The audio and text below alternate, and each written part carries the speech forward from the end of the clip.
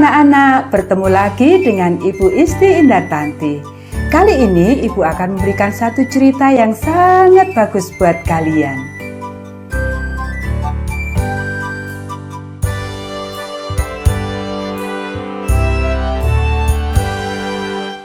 Allah menuntun perjalanan. Ayat hafalan Yohanes pasal 14 ayat 3.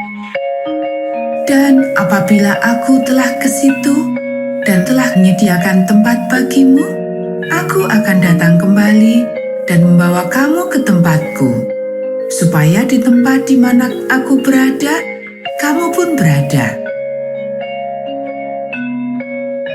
Pekabaran pelajaran ini, bersyukur kepada Allah, kita akan hidup bersama Dia dan menyembahnya selamanya. Semua orang dalam kelas Nyonya Sin berharap untuk perjalanan berikutnya. Ini akan sangat menarik, bisik Devon kepada temannya Daryl. Saya tahu. Daryl menjawab dengan begitu bersemangat. Tetapi apakah kamu sudah mendapatkan surat izin yang sudah ditandatangani? Ingat, Nyonya Sin mengatakan bahwa kita tidak akan bisa pergi jika surat izin itu belum ditandatangani. Hari perjalanan tiba dan semua murid berkumpul di ruang kelas. Ini adalah kesempatan terakhir bagi siswa untuk memberikan surat izin, dan kemudian Devon menyadari bahwa dia belum memilikinya. Dia harus tinggal di kelas yang lain sementara teman-teman sekelasnya pergi mengadakan perjalanan. Betapa dia sangat kecewa. Sesuatu yang seperti itu pernah terjadi ketika Musa pada akhir hidupnya. Dengan pertolongan Allah, Musa telah menuntun orang Israel dengan aman selama beberapa tahun. Mereka telah mengadakan perjalanan dari Mesir ke tepi tanah perjanjian. Sekarang, mereka akan memasuki negeri tersebut. Musa mau pergi bersama-sama dengan mereka. Tetapi Allah berkata pada Musa bahwa Dia tidak akan memasukinya. Dia harus mengucapkan selamat tinggal kepada bangsanya. Jadi, Musa menulis satu pesan kepada mereka. Itulah kitab Ulangan. Di dalamnya, dia mengingatkan orang Israel tentang segala mujizat yang pernah Allah perbuat bagi mereka. Dia mengingatkan mereka bahwa Allah memiliki satu rencana yang ajaib bagi kehidupan mereka.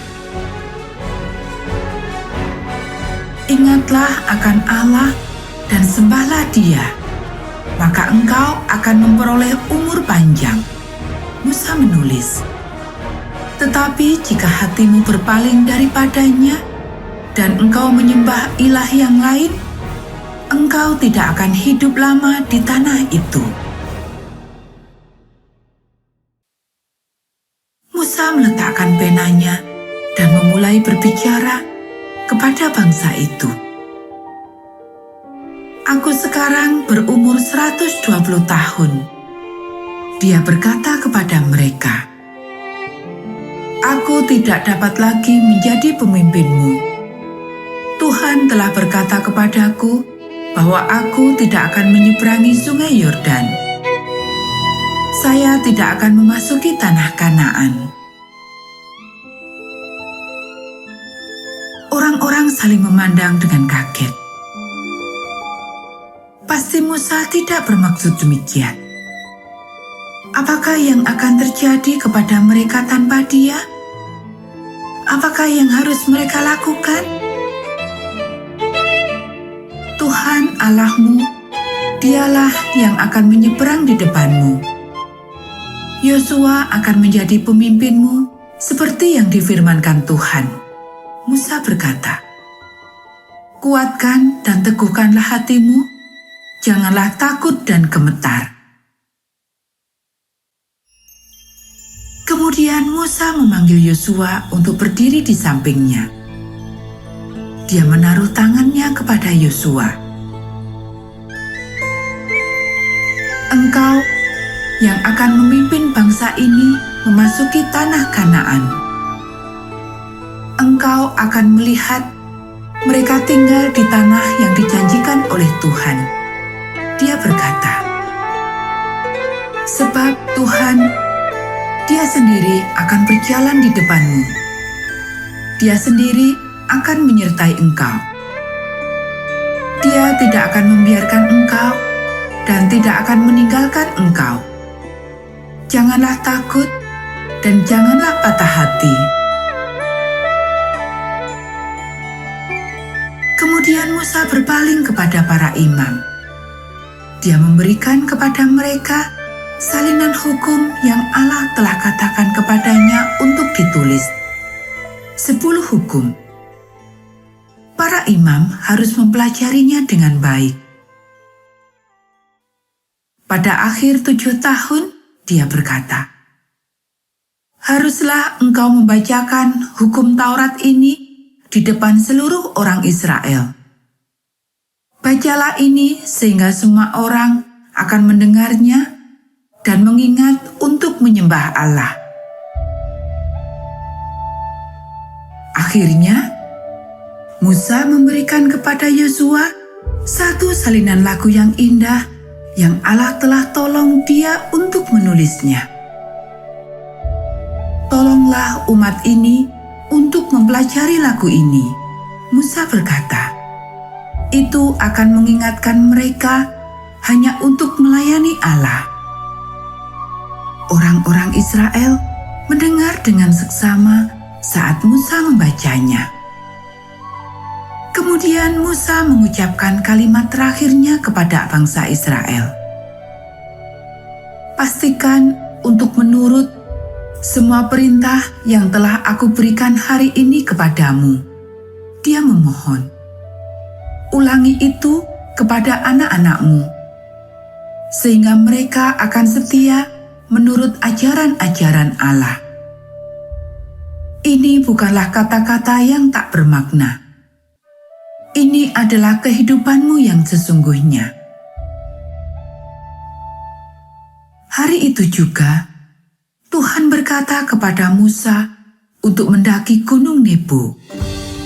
Dan di sana, Tuhan meluangkan satu waktu yang khusus untuk menguatkan Musa. Sesaat sebelum Musa meninggal, Allah menunjukkan kepadanya tanah perjanjian. Alkitab berkata bahwa Musa melihat seluruh tanah itu. Dari bagian utara kota Dan, seluruh bagian barat sampai ke laut, dan bagian selatan yang akan menjadi tanah Yehuda. Musa meninggal di atas gunung. Dia meninggal dalam damai, seperti yang telah dikatakan Tuhan. Tuhan sendiri yang menguburkan Musa. Tetapi Musa tidak tinggal di dalam kubur. Segera Allah membangkitkannya dan membawanya untuk hidup bersama dengan Dia di surga selamanya. Musa ada di sana sekarang. Tidak ada seorang nabi di Israel yang seperti Musa. Allah memiliki satu rencana bagi dia. Dan Dia juga memiliki rencana bagi kita. Bersyukur kepada Allah, kita akan hidup bersama Dia dan menyembahnya selamanya. Nah anak-anak, demikianlah cerita kita pada saat ini. Kita akan bertemu kembali pada cerita Alkitab yang berikutnya.